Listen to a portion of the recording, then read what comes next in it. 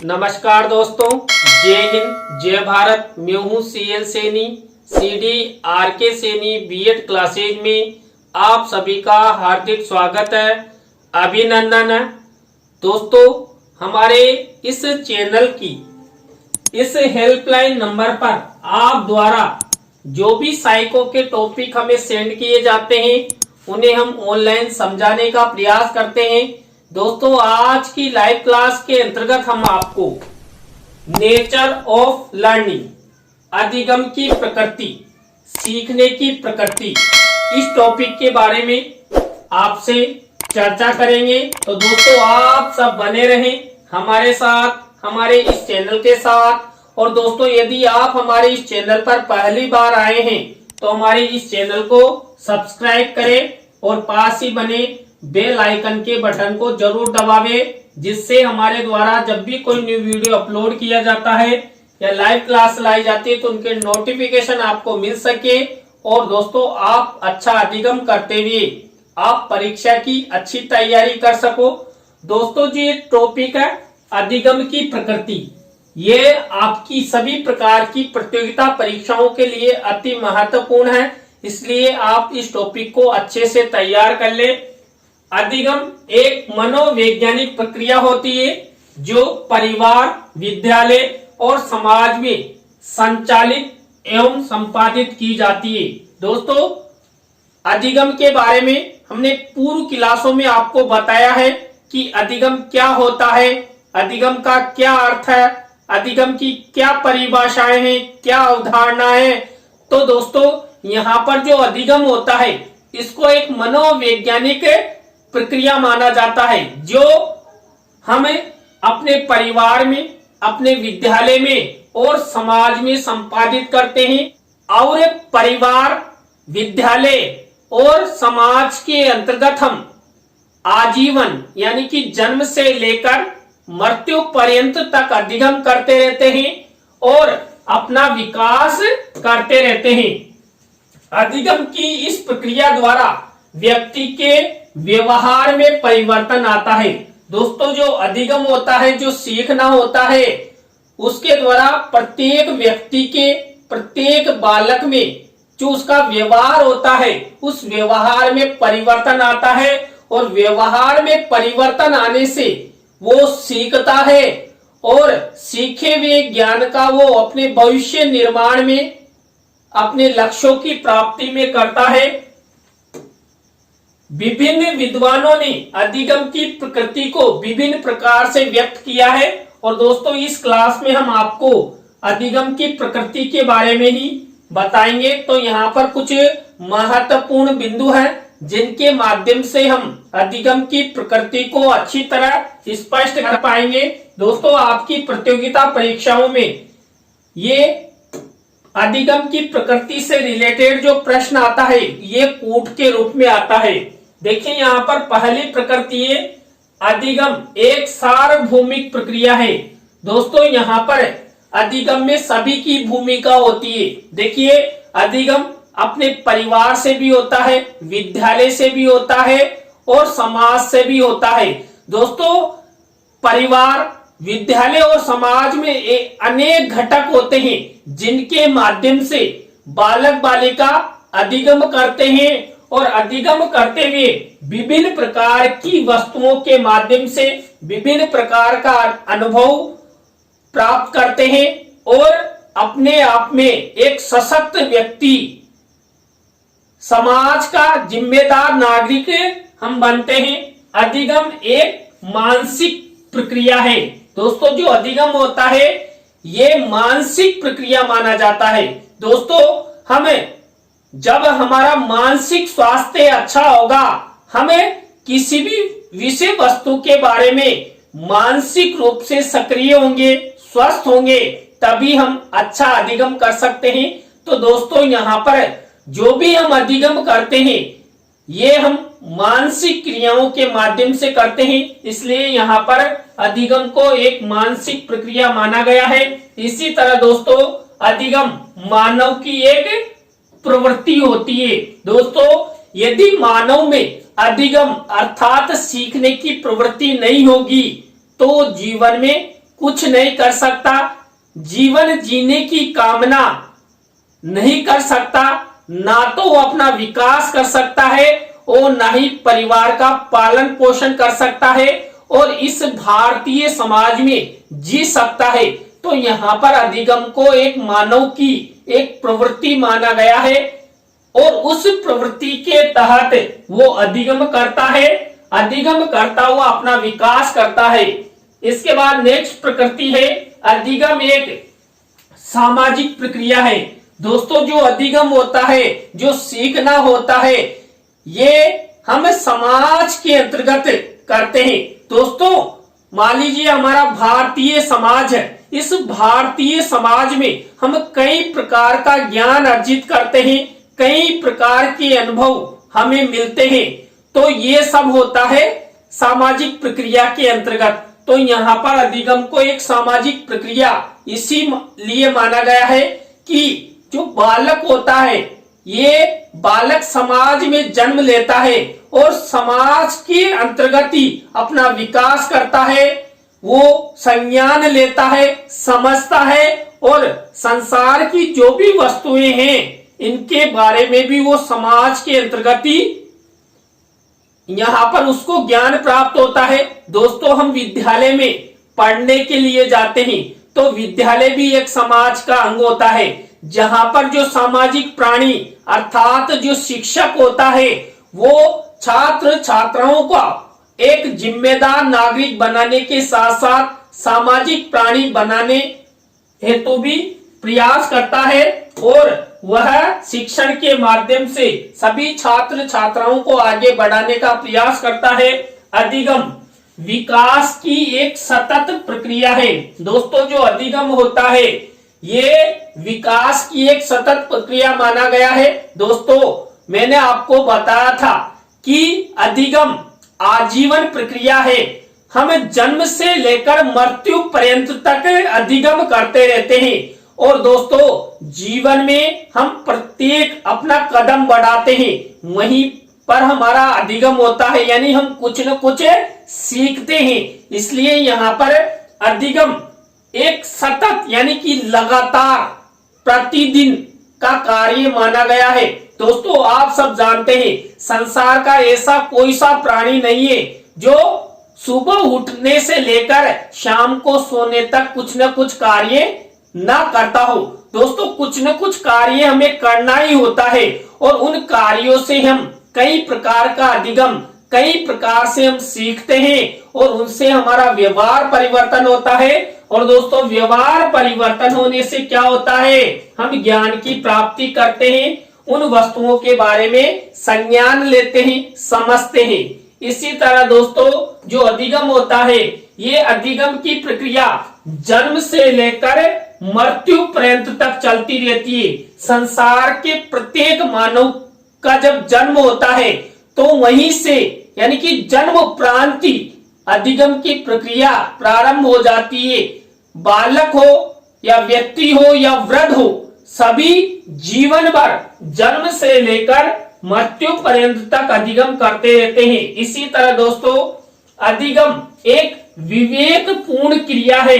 दोस्तों हमें प्रतिदिन कोई सा भी कार्य करते हैं तो वहां पर क्या होता है, उस कार्य को करने हेतु हमें अपने विवेक का इस्तेमाल करते हैं, अपने विवेक का प्रयोग करते हैं और उस विषय वस्तु के बारे में जानते हैं, समझते हैं और उसके बारे में ज्ञान ग्रहण करते हैं। तो दोस्तों यहाँ पर अधिगम स्व विवेक के द्वारा ही व्यक्ति को प्राप्त होता है।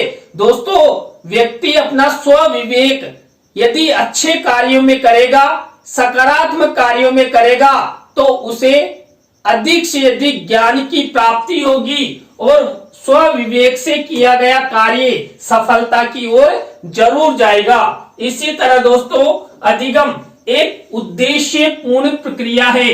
दोस्तों यहाँ पर मैंने आपको बताया कि जब बालक का जन्म होता है तो बालक जन्म से ही अधिगम यानी कि सीखना प्रारंभ कर देता है।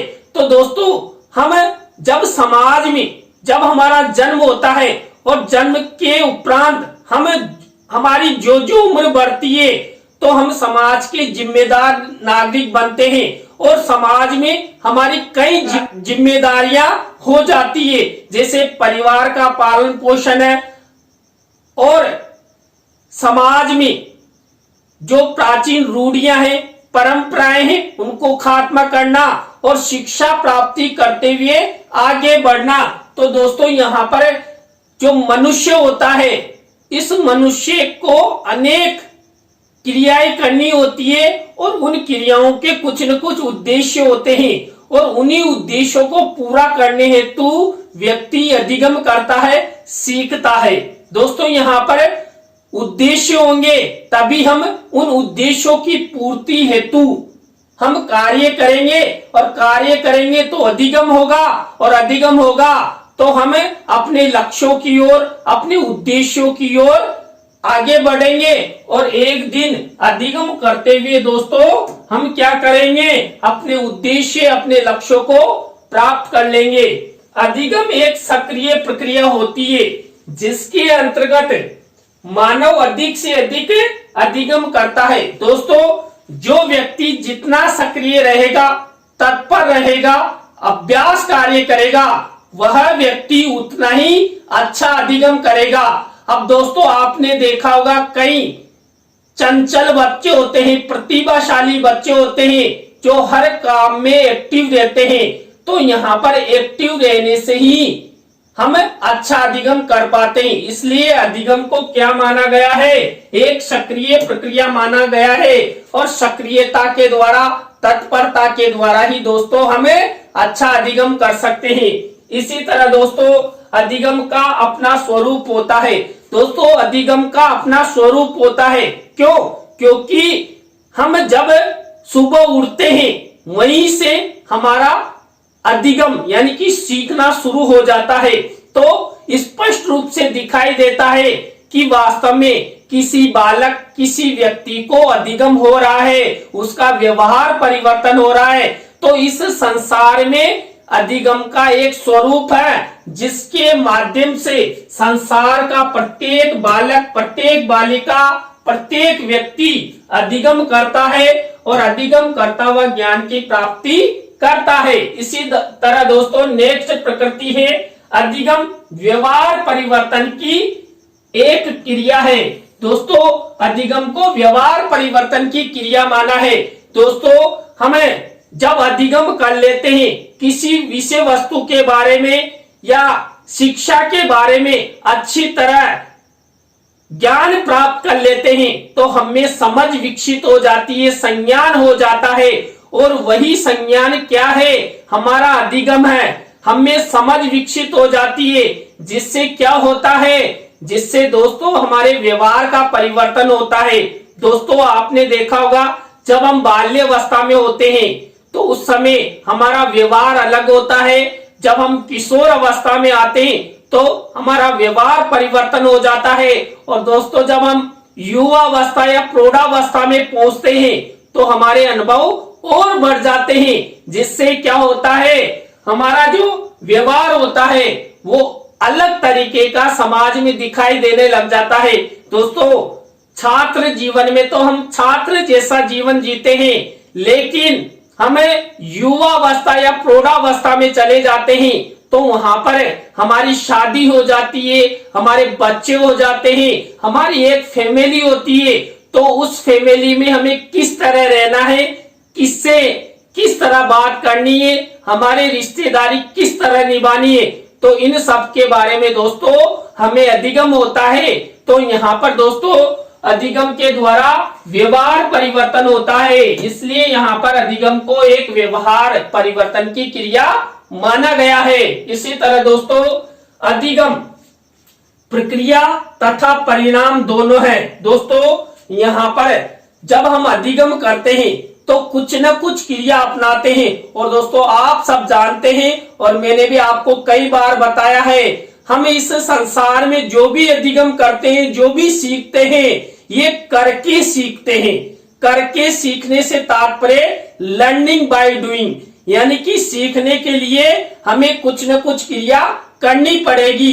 दोस्तों यहाँ पर अभी आप इस डिजिटल बोर्ड पर पढ़ रहे हैं तो आप द्वारा क्रिया की जा रही है कि आप इस डिजिटल बोर्ड पर जो भी लिखा हुआ है उसको पढ़ रहे हैं और मेरे द्वारा जो भी बोला जा रहा है उसको मानसिक रूप से अपने मस्तिष्क में, अपने मेमोरी कार्ड में आपका कितने जीबी का कार्ड है ये कमेंट्स में हमें जरूर बताएं कि आपका 32 जीबी का है या 64 जीबी का। तो देखिए दोस्तों, हम हमारे मस्तिष्क में जो भी हम संज्ञान लेते हैं, जो भी अधिगम करते हैं उनको संग्रहित करते रहते हैं। तो ये सब होता है एक प्रक्रिया के द्वारा।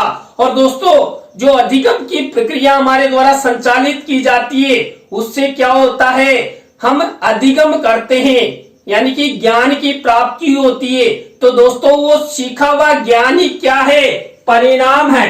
दोस्तों मैंने अभी आपको बताया था कि अधिगम के द्वारा व्यवहार परिवर्तन होता है। दोस्तों कोई सा भी व्यक्ति है, उस व्यक्ति में अधिगम होने के बाद यदि व्यवहार परिवर्तन हो जाता है तो व्यवहार परिवर्तन ही क्या है, एक परिणाम है। यानी कि जब हम बाल्यावस्था में रहते हैं तो दोस्तों हम ना तो अच्छी तरह अपनी पर्सनैलिटी रख पाते हैं और ना ही नहाए तो नहाए, नहीं नहाए तो कोई बात नहीं। लेकिन जब हम बड़े हो जाते हैं, हम किशोर अवस्था में हो जाते हैं तो हम क्या करते हैं, अच्छे खासे कपड़े पहनते हैं, चश्मा लगाते हैं और हैंडसम दिखने की कोशिश करते हैं। दोस्तों तो यहाँ पर क्या होता है, यानी कि हमें परिणाम की प्राप्ति होती है। तो दोस्तों जीवन में हम जो भी अधिगम करते हैं उससे हमें परिणाम मिलता है, यानी कि एक परिवर्तन होता है। इसलिए दोस्तों यहाँ पर अधिगम को प्रक्रिया और परिणाम दोनों ही माने गए हैं। इसी तरह अधिगम अनुकूलन है। दोस्तों यहाँ पर अनुकूलन से तात्पर्य जिस स्थान पर हमें रखा जाता है और जिस स्थान पर हमें किसी भी प्रकार का कोई ज्ञान प्रदान किया जाता है उसी के अनुसार हम ढल जाते हैं। आपने मछली को देखा है, मछली पानी के अनुकूल होती है, उसी तरह मनुष्य भी क्या करता है, स्थान के अनुसार, परिस्थितियों के अनुसार अनुकूलित हो जाता है। इसलिए यहाँ पर अधिगम को अनुकूलन कहा गया है। दोस्तों सीखने के लिए हम कुछ भी कर सकते हैं। दोस्तों एक पढ़ने वाला छात्र रात में अगर घर पे लाइट भी नहीं होती तो चिमनी जलाकर या टॉर्च जलाकर भी अधिगम कर सकता है, यानी पढ़ सकता है। दोस्तों कई सरकारी विद्यालयों में बैठने के लिए कक्ष नहीं होते, लेकिन सरकारी विद्यालयों से पढ़े हुए छात्र IAS, IPS, RS, अच्छे डॉक्टर, अच्छे शिक्षक, अच्छे इंजीनियर बनते हैं। वो कैसे बनते हैं, क्योंकि उनमें सीखने की ललक है, सक्रियता है, वो उस वातावरण के अनुसार अनुकूलित हो गए हैं और उन्होंने उनका एक ही मकसद, एक ही उद्देश्य रखा कि हम अधिक से अधिक सीखे, अधिगम करे, अर्थात शिक्षण करे। और दोस्तों यहाँ पर अधिगम शिक्षण होने से क्या होता है, ज्ञान की प्राप्ति होती है और प्राप्त किया गया ज्ञान प्रत्येक बालक, प्रत्येक व्यक्ति का फ्यूचर निर्माण करता है। दोस्तों इसलिए अधिगम को अनुकूलन कहा गया है। इसी तरह दोस्तों अधिगम खोज या अन्वेषण है। दोस्तों यदि हमें सीखना है, अधिगम करना है तो हमें किसी भी वस्तु के बारे में जानना होगा, समझना होगा, उसका अन्वेषण करना होगा। दोस्तों हम किसी वस्तु के बारे में या किसी टॉपिक के बारे में सर्च करेंगे, अन्वेषण करेंगे, ढूंढेंगे, तभी हमें उस वस्तु के बारे में ज्ञान की प्राप्ति होगी। तो ये हमारा अधिगम हुआ। दोस्तों जब मैं डिजिटल पैनल लाया था तो मुझे चलाना नहीं आता था, लेकिन मैंने इस पर सर्च किया कि कौन सा बटन कहाँ है, कैसे इसको चालू करना है, किस तरह इस पर पीपीटी चढ़ाई जाती है और पीपीटी या PDF के माध्यम से कैसे पढ़ाया जाता है। तो दोस्तों मुझे धीरे धीरे क्या हुआ, अनुभव हुआ और उस अनुभव के द्वारा मैं आज इस डिजिटल पैनल को अच्छी तरह चला लेता हूं। तो दोस्तों यहाँ पर क्या हुआ, मैंने खोज या अन्वेषण के द्वारा इस डिजिटल पैनल को चलाने का अभ्यास कार्य किया और आज ये अभ्यास कार्य एक अच्छा बन चुका है और मैं इस डिजिटल पैनल को आसानी से चला लेता हूं। इसी तरह दोस्तों अधिगम अनुक्रिया एवं उद्दीपन द्वारा संपादित किया जाता है। दोस्तों हम जीवन में जो भी सीखते हैं, जो भी अधिगम करते हैं, ये सब अनुक्रिया लर्निंग बाय डूइंग या उद्दीपक के द्वारा ही सीखते हैं। संसार में इस पर्यावरण में हमें जो भी दिखाई देता है, यानी कि हमारे सामने जो भी वस्तुएं हैं उनके बारे में जब हम जानते हैं, समझते हैं, तो दोस्तों वही अधिगम होता है। इसलिए यहाँ पर जो संसार में हमें दिखाई देता है वही उद्दीपक होता है। दोस्तों मान लीजिए ये पेन मुझे दिखाई दे रहा है तो ये मेरे लिए उद्दीपक है, क्योंकि मैं इस पेन के बारे में अच्छा अधिगम कर सकता हूं। दोस्तों यहाँ पर कई बार हमें प्यास लगती है, हमें भूख लगती है और ये चालक की भूमिका निभाते हैं, जिसके माध्यम से हमें अधिगम होता है कि यार हमें भूख लग रही है। अब देखिए दोस्तों यहाँ पर जो भूख नामक या प्यास नामक चालक उत्पन्न हुआ, उसकी प्राप्ति तो हम क्या करेंगे, कुछ न कुछ क्रिया करेंगे, कुछ न कुछ अनुक्रिया करेंगे। तो यहाँ पर भोजन और प्यास, यानी प्यास के लिए पानी उद्दीपक है और भूख के लिए उद्दीपक कौन है, भोजन। तो भोजन और पानी को प्राप्त करने हेतु हम अनुक्रिया करेंगे। तो यहाँ पर दोस्तों उद्दीपन की प्राप्ति हेतु अनुक्रिया की जाती है। मान लीजिए दोस्तों ये पेन यहाँ रखा हुआ है तो ये उद्दीपक है, लेकिन इसको मैं प्राप्त करूंगा तो उसके लिए मुझे क्रिया करनी पड़ेगी। तो यहाँ पर दोस्तों जो अधिगम होता है ये अनुक्रिया एवं उद्दीपक के माध्यम से संपादित किया जाता है। इसी के बाद दोस्तों नेक्स्ट अधिगम की प्रकृति है, अधिगम समायोजन की प्रक्रिया है। दोस्तों हमें अधिगम यानी कि सीखने के लिए कई प्रकार का समायोजन करते हैं। दोस्तों आप सब जानते हैं हमारा वातावरण एक सा नहीं है।